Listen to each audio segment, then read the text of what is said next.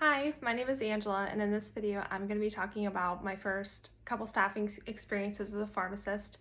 I am doing these videos to hopefully provide some insight into what it's like being a pharmacy resident for those of you who are students in pharmacy school or maybe in residency yourself. And I'm in a PGY1 residency program that is ambulatory care focused because I'm interested in AM care and academia. So I had my first couple of few, I guess, solo or, where I was the pharmacist staffing, and so I wanted to do a video covering that. Normally I do videos every week. Last week I didn't do one because I was staffing, but two, because there wasn't really anything that I thought I wanted to speak on or that was new, so I'll try to do videos every week if there's something to talk about, but if there's not, then probably every other week. So my first staffing, and I look over here when I do notes, just FYI. So my first staffing experience was not too troubling. It's just where you're verifying different orders and adding like safety flags, making sure that the product matches the patient label, and then you kind of troubleshoot different issues that go on when related to drugs. So, not really too complex. You also check technician work and check certain things related to products or compounding, kind of like we said earlier with the patient label. So it was a really good starter for me, at least, staffing, just getting that kind of a pharmacist role in under my belt or experience with. So that actually didn't go too poorly. I felt nervous going into it, but felt a lot better. I worked a Saturday and Sunday shift. Saturday shift, pretty nervous. Sunday shift was a lot better. So that kind of happens, and we'll see that continue in the future probably. But I definitely had things that I was questioned about that I wasn't trained on. So that's where you just have to use your knowledge and use your common sense, and especially weird things. It's just like you have to just kind of make your best guess, seek a lot of help and resources, and just go with what you think would be the safest option. So fortunately, I have a lot of great co-residents who I could ask questions with, and just co-workers. A lot of technicians who've been there for a while help me out a lot. So don't be afraid to ask. I'm never afraid to ask because in the end of the day, it's the patient who might suffer, not you. So you should definitely ask questions. Overall, it was just, since it was the first one, it's always going to be challenging and stressful, but it was a really good experience to kind of finally be the pharmacist. You spend all 4 years, and then maybe depending on how long your undergrad is, you spend all this time just wondering what it'll be like when you finally are one. So I finally was one, and it felt pretty good at the end of it, to be honest. The nerves didn't make it an overwhelming and poor experience. So my advice on like those kind of things, it's kind of, similar to what you would do in retail, I guess, that kind of a role, but retail has a lot more to it. Just know that some of it will suck. The first time will probably suck.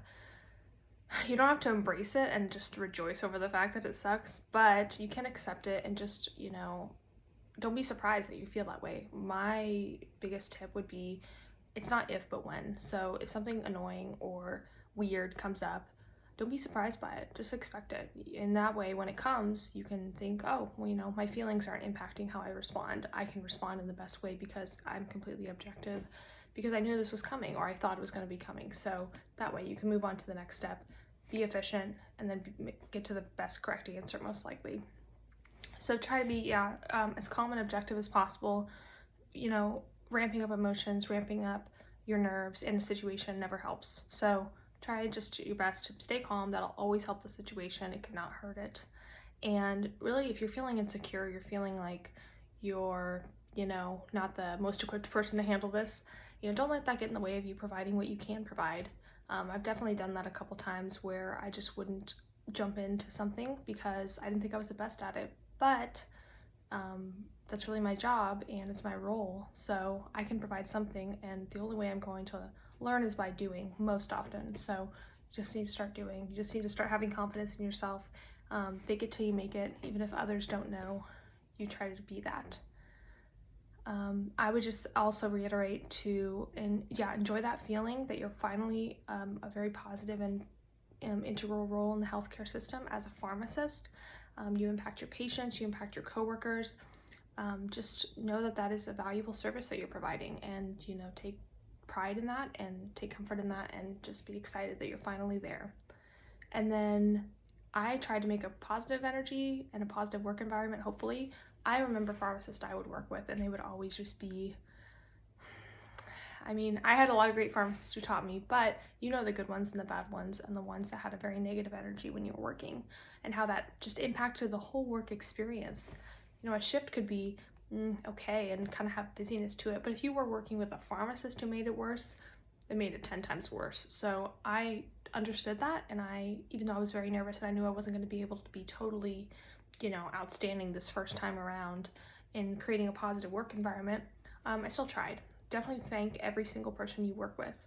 You don't have to go on and on and on, but quick thank you. Hey, thank you very much for your help. I really appreciate it. Goes a long way, because people like to feel appreciated, like to feel noticed. You, when you were an intern or student or a technician, you like to feel appreciated and you like to feel noticed. Everyone does. We all care about that. So put that forward as a pharmacist. That would be my approach. And then, whatever you need to do to make it comfortable. On the down times, I read a book or had something there to kind of make everything not feel so stagnant or like new. I also played some familiar music, which doesn't break my focus. I know some people it does, so be cognizant of that. If you're working with someone, be kind and considerate. Does this music bother you, or would you rather listen to something else? Because it can be very distracting, and at the end of the day, you're there for work, so remember that. But I played some music and it really made me feel a lot more comfortable, a lot more, just like another normal day. So other things are just to be diligent or efficient about completing things. That was something I balanced when I was a pharmacy student. I am someone who maybe jumped too quickly into things too fast because I valued efficiency over quality and over reflection and time to balance how I was going to approach something. So it's important to be diligent. It just depends on your situation, depends on the place that you're working at, but make sure that you are being diligent with completing things, following up appropriately. Otherwise, things can kind of stack up and you realize that you've put off a lot of things and then an extra workload comes, and that's never good. So hustle while you wait is a very common saying that I think I roll around in my mind because it's very helpful to be diligent about what you're trying to complete. So then I had another work experience, and I won't go in too long on this because I want to go into it in another video, but the other part of residency training you likely will experience is a clinical staffing experience. So the one I just described, again, more akin to retail, more just kind of basic functions, but then you're going to have shifts where you have to use your clinical knowledge and really expand on what you learned in pharmacy school. And I also staffed one of those weekends, and it was very challenging. And so you're verifying orders, making sure things are appropriate, checking for duplicates, also making sure it applies legally and with the institution and what they have in terms of guidelines and policies and all that kind of stuff. So you're working with a lot of different people, nurses, physicians, answering their questions. It's going to be challenging. So also got through one of those experiences, and it was very helpful to have that, kind of out of the way. It's going to continue throughout my year, and it will likely continue throughout many residency programs years. Everyone's different, but that also really helped me know that I had learned something in school and that I didn't completely forget everything that I learned. And again, it was also very good to feel valuable in the healthcare system. Now, I did make mistakes. I did, do things that I wish I wouldn't have done, acted in ways that I wish I wouldn't have done. But I definitely, at the end of the day, I knew I tried my hardest, and I'll keep trying my hardest. So I want to do a more, thorough reflection after I've had a couple more experiences just about that whole staffing role, because I feel like it is very residency specific and something I feel like I would want to talk about more. But this was just a first video just to talk about my first staffing experience as a pharmacist now that I'm licensed and I'm into that part of my residency training. So I hope that was helpful. If you have any comments or experiences that you want to share, for those of you watching, please put them in the comments below.